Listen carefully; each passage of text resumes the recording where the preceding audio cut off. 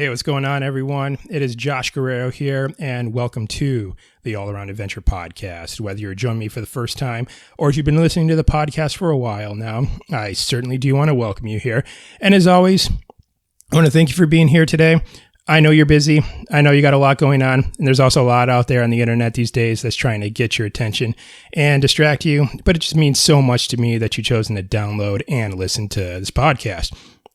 Now, if you are in fact new to this podcast and you're not entirely sure what we're all about here, this is the show where you hear amazing tales from afar and get the all-important life lessons that go along with them. And those will be stories from myself, as well as the fantastic guests that I welcome on this podcast. But today, you have me today. This is my solo show that I do called Travel Reflections, which is exactly how it sounds, where I just share some of my own travel stories and try to extrapolate some life lessons to share with you all in hopes that you can implement them into your own lives and level up. So, and you notice in the title for today's episode, I titled it Strong Body, Strong Mind. And physical fitness is something that I like to talk about every now and then and bring up because I feel that physical fitness is foundational. I think it's something that you should probably consider first if you're looking to level up in your life before you do anything else. Because I've always said that your body is the vessel with which you will do all things. And if you have it running optimally, then you'll be able to show up far more effectively in all areas of your life. Now, of course, keep in mind, when I say just being strong, being healthy, there's varying ways that you could look at this. I mean, there's so many different avenues in fitness that one can take, and you can kind of see that just over the wide array of sports that we have available in this day and age. You have some people who are, basketball players, baseball players, and some people like to do CrossFit. Some people do bodybuilding. Some people do Olympic lifting, or, some people like to do dancing or whatever it is. I always say that any avenue in fitness is valid, because it gets you up, it gets you moving, keeps you healthy. It could be it's something that you'll enjoy doing. So any avenue of fitness is absolutely important. And, and I always admire anyone who's going to get up and get after it in their own way. And I've had the fortune to see a wide array of different sporting events throughout my life. I've seen ballroom dancers. I've seen fencers compete before. I've seen even arm wrestlers compete before. And it's pretty cool to see. And so that's what I really want to talk about today, especially, going into 2021.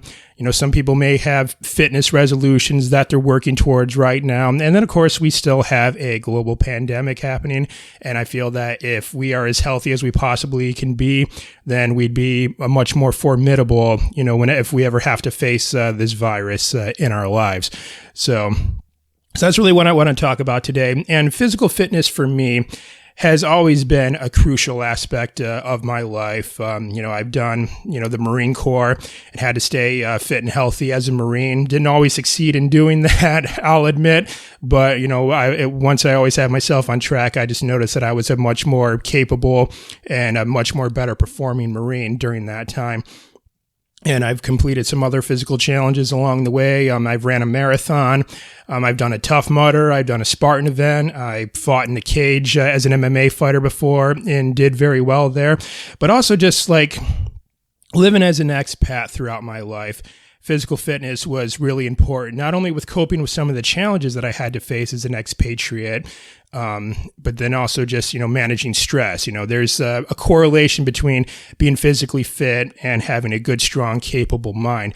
And I've certainly seen this, and I've observed this with many people that I know in my life. Those that I know who really have a very good time keeping things together. When things get challenging, they remain level-headed. They utilize good, rational, critical thinking, and they just seem to not be too wavered by challenges that they face in their lives. And then I see some other people I know who don't fare too well when challenges arrive in their lives. They get very irritated. They complain a lot. They don't seem to find ways to want to try to solve the problem. They just complain about it. And the correlation that I've seen between like the two is that those who seem to do very well with facing challenges are people who exercise in some way and, do something to maintain their physical health. Maybe it's a coincidence, but I don't really think it is. I think there is a correlation between being physically fit and having a good, strong mind, being strong-minded, having a good, strong mindset. So, and when I was in Peace Corps especially, Peace Corps was a time in my life where I just faced many challenges, from feeling isolated, being the only American in my village in West Africa where I was living, having limited contact with friends or family members. There was also a lot of physical discomforts. It was about 107 degrees Fahrenheit. I think that's about 42 degrees Celsius for anyone who reads temperatures in Celsius. And I had no AC, no running water. I had to collect water and filter it, put couple drops of bleach in there to make sure that it was safe to drink. There was a language barrier that I had to deal with, not being able to communicate with many of the villagers, and just a wide array of things that I had to contend with while I was out there. But I made physical fitness a priority, was out there. I trained and exercised in some way every single day, and it allowed me to inoculate myself with many of the stressors that I had to face along the way. And the interesting thing about facing stressful situations is, in this day and age, we have the means to avoid a lot of things. You know, we can seek comfort, and we do this in so many ways, from, you know, watching Netflix, or to just, getting someone to bring meals to our door rather than actually having to cook them or prepare them, or even have to hunt them like ourselves. It's a lot different than what it was, hundreds of years ago, when you had hunter-gatherers who had to work every single day to make sure that they had something to eat. Nowadays, a lot of that stuff is readily available to us, and we could avoid challenges if we so choose to. But the problem that I see with that is that if we may avoid challenging situations as much as we want, but inevitably life is going to find a way to make things stressful for us in some way, shape, or form. But I think if we seek out challenges ourselves ahead of time, we can, like I said, we can inoculate ourselves, so that way when those things inevitably do happen, we can deal with them much more effectively. And that's why I always recommend hard physical training in some way. And again, this could be different for, whomever else, however you choose to pursue physical training. I mean, I like to go to the gym. I like to throw up heavy weights. I like to put on a heavy rucksack and ruck with it. I'm training for an expedition, so that's where that comes in.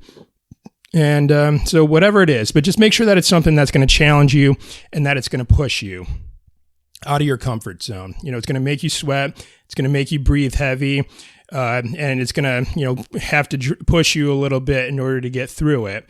But I guarantee, it may suck in the moment when you're doing some of those activities. But at the end of the day, or I guess I should say at the end of the session, you're going to be really glad that you did it. I mean, I believe that there's that saying that, man, I really regret doing that workout, said no one ever.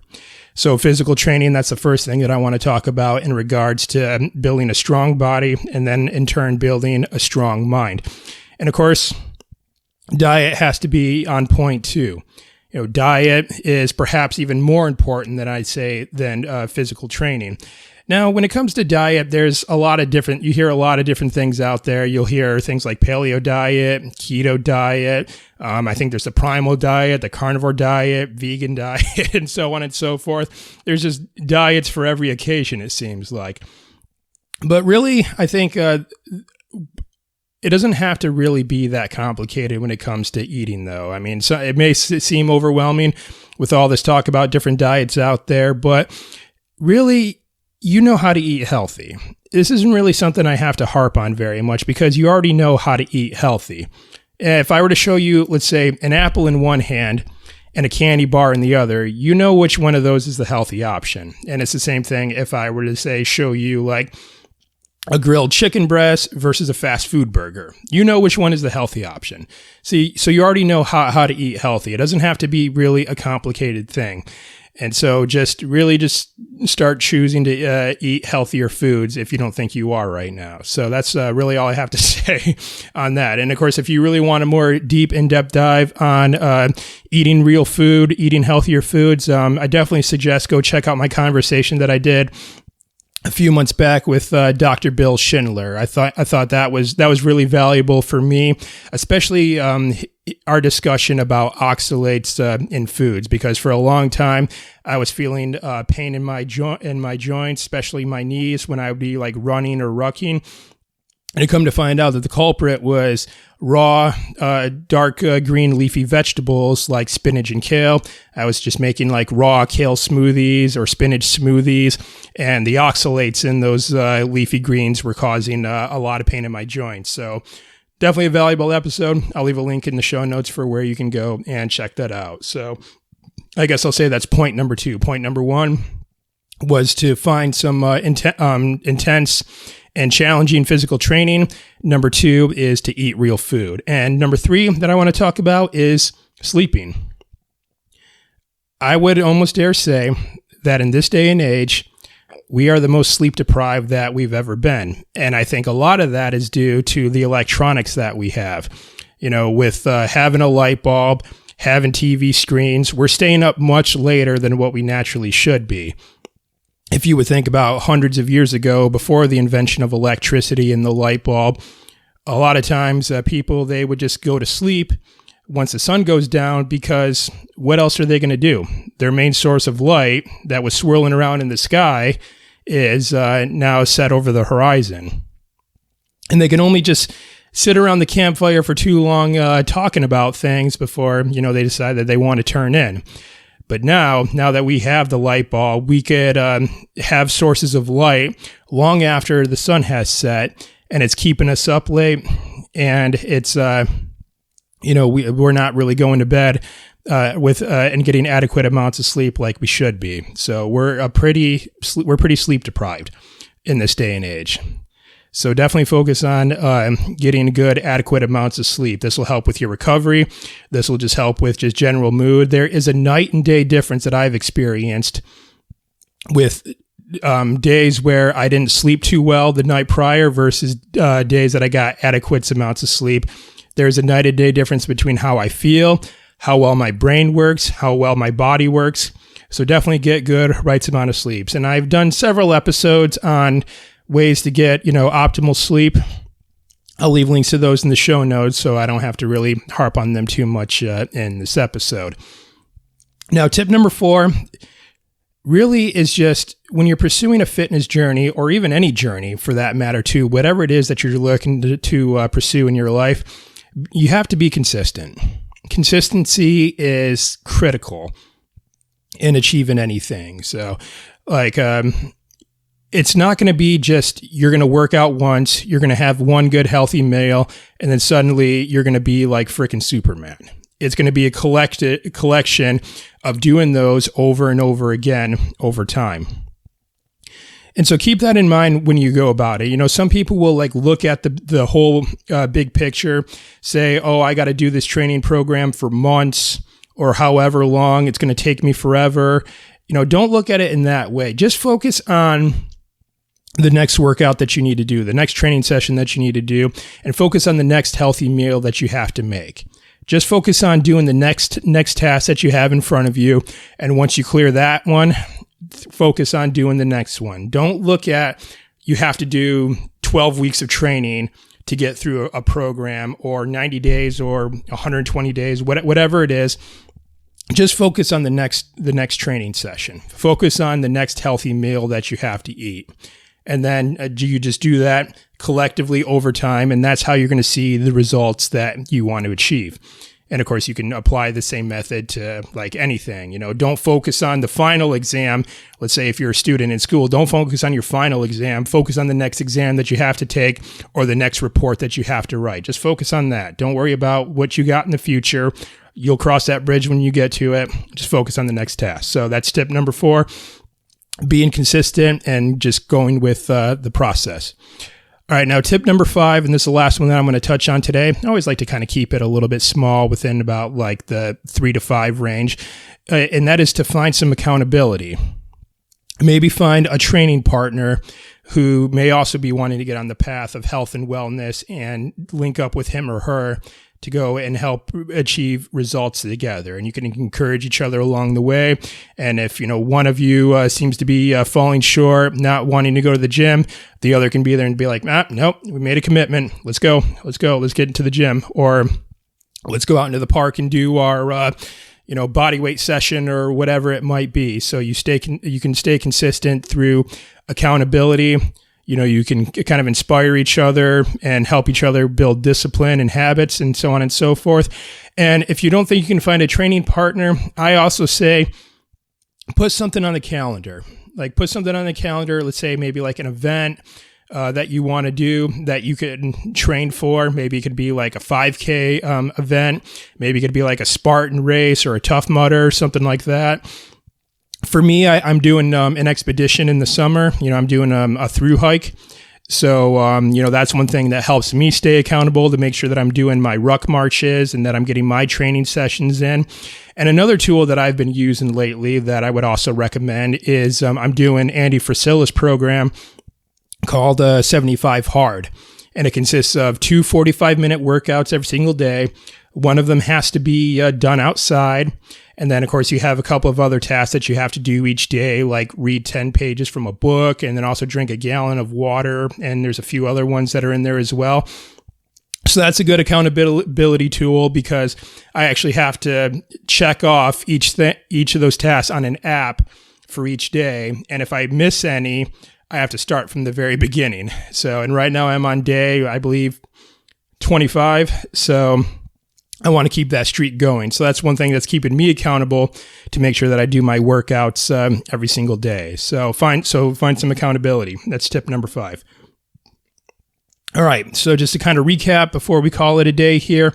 Again, I just think physical fitness is absolutely critical, especially right now with a global pandemic. The healthier you are, the more formidable you will be to deal with this virus should you ever get it. And then again, just going into 2021, I'm sure we all have some big goals and aspirations that we want to achieve. And that's where physical fitness is really going to help us achieve them. Because again, if you got your body running optimally, then everything else is going to fall in line much better. And you're going to show up far more effectively in all areas of your life.